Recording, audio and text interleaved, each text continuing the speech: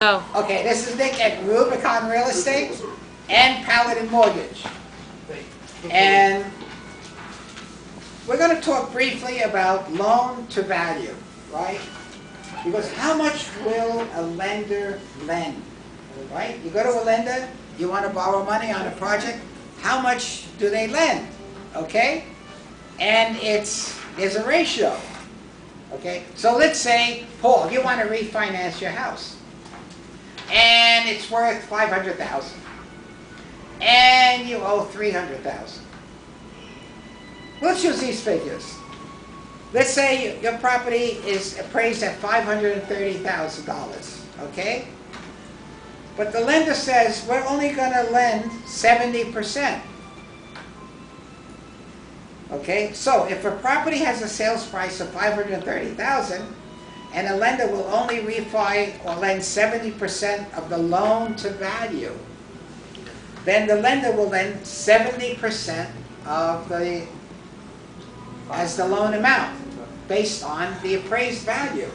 And that's very important when we talk about the appraiser too, because if the appraiser comes in low, then the lender is going to lend less money, and as you're going to refi, you're going to make less money.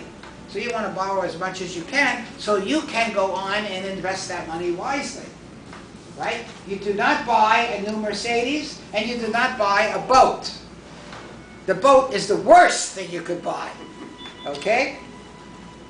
So you can see if you take the loan amount and you divide it by the value of the property, you would get 70%. That's your loan to value. They will lend so much on the value of the property. And the comparables that the appraiser uses are usually based on what properties have sold for that are real close to it, or as close as possible, okay? That's what they usually look at.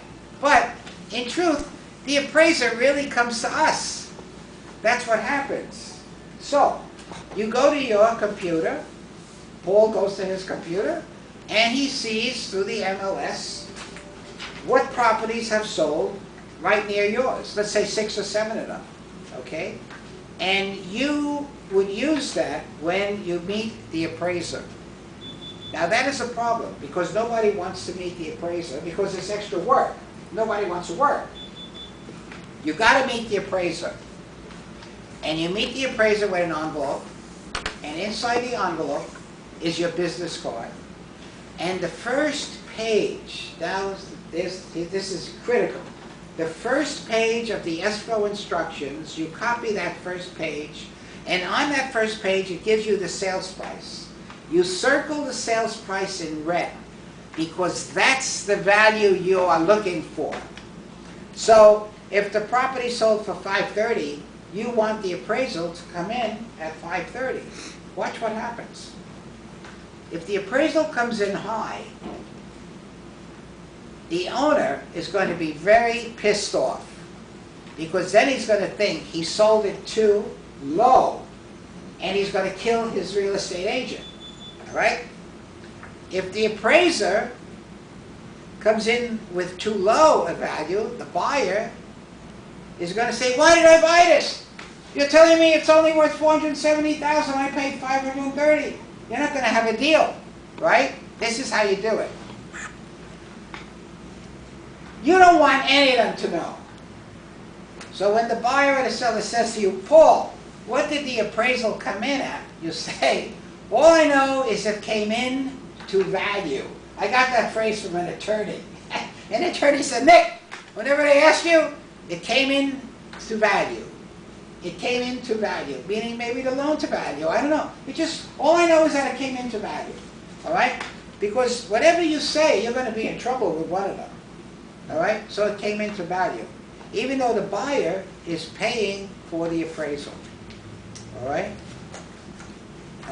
Usually, I got to tell you, if you meet the appraiser and you give him what I'm telling you, comparables, you give them comparables that sold in the area for about $530,000, similar houses, right? That sold for around that price, and then you give him the escrow, the first page, the escrow instructions, the sales price. You're not going to have any trouble. And you give him the business card. Now, if you meet the appraiser and it's raining, give him an umbrella. Okay, this is true. You know, you used to buy those umbrellas at the 99-cent store? They were $1, $2. They were, I'd buy about 6 of them. Because when I was in deals, I would always carry them in my car in case I have to meet the appraiser and it's raining. Give him an umbrella. Now I would give him a back scratcher or a ruler in the envelope. Okay? But the appraisal is critical. The appraisal comes in wrong, you've lost your deal, and you may have just lost $10,000, $15,000 in commission. $500,000 house, 3%, $15,000 on one side, and $15,000 on the other side. It's $30,000. It's a lot of money. And you're going to lose it if you say the wrong thing. And that's why, I guess, learning and knowledge is critical for this. So you've got the loan, and you've got the appraiser. Now, while we're talking about loans, in a loan, you've got the people doing the processing, which is usually in Isaac's office or here with Terry and Marion. They're doing the processing. They're not the key person.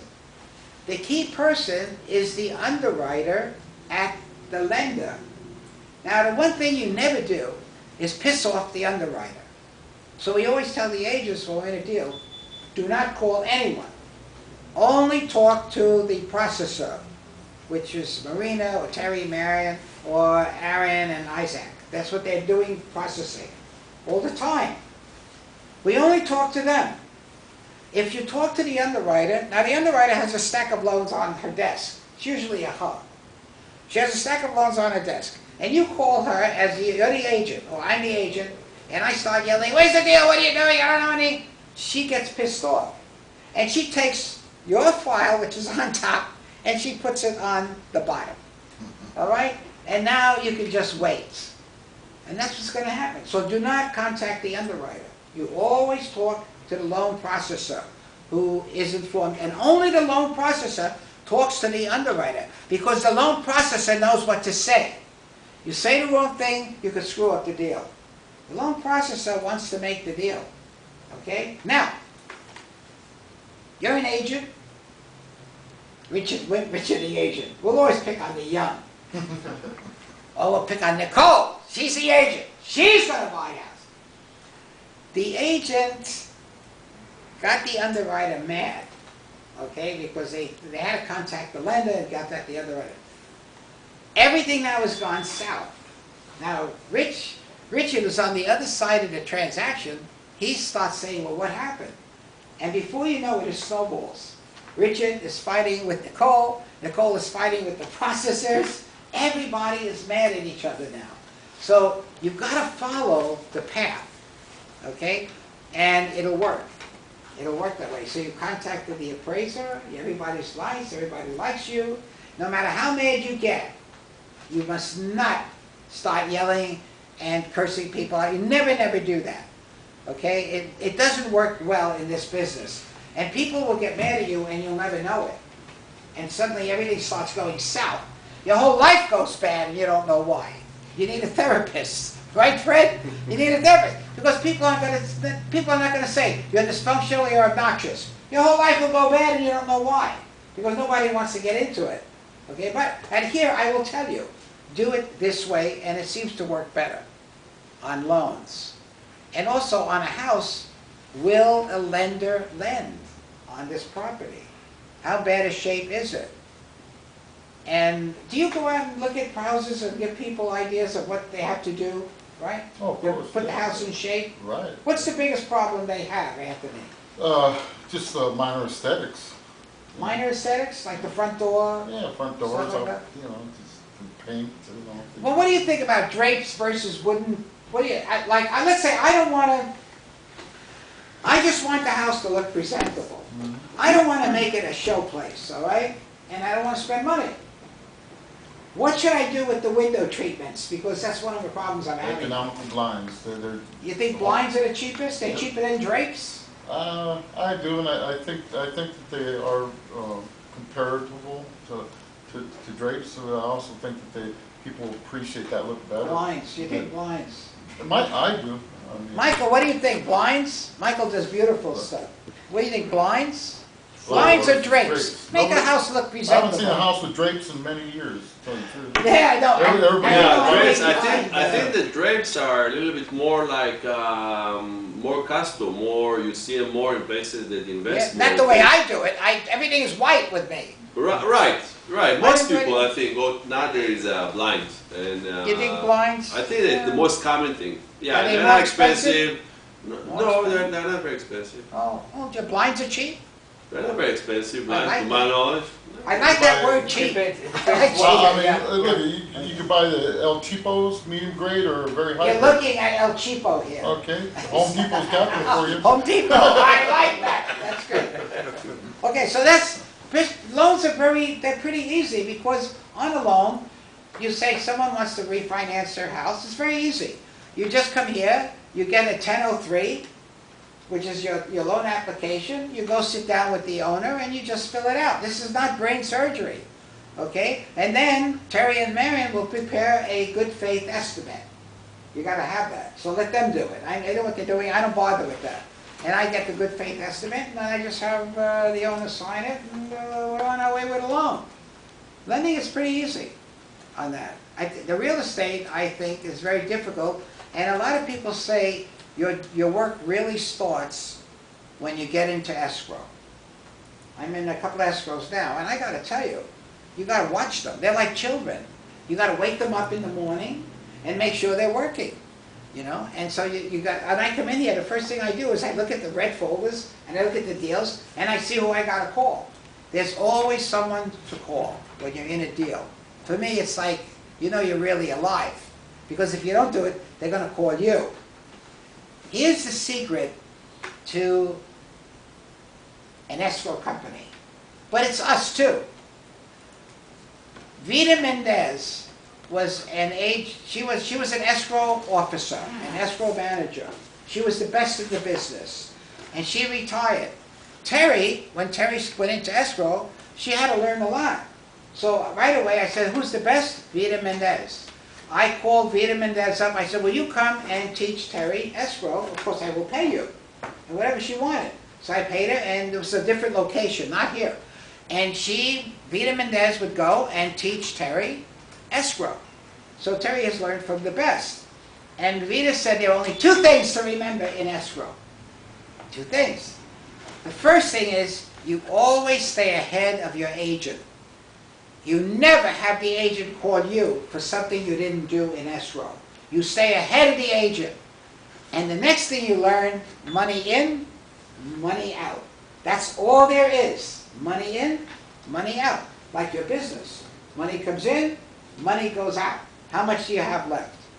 Okay? In escrow, you can make a mistake and $100,000 disappears. That escrow is scary for me. But they handle it very well. Okay? Now, what about being a real estate agent?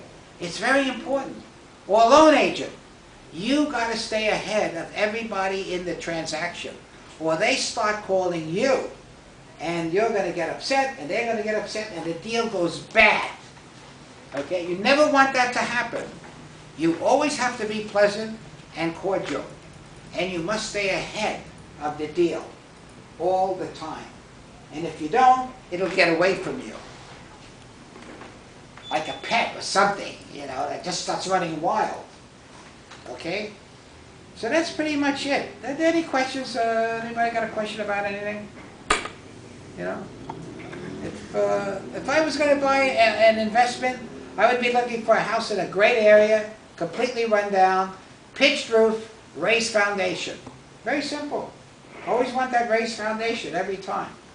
Okay? So that should be it for today. Until next time, goodbye from Rubicon.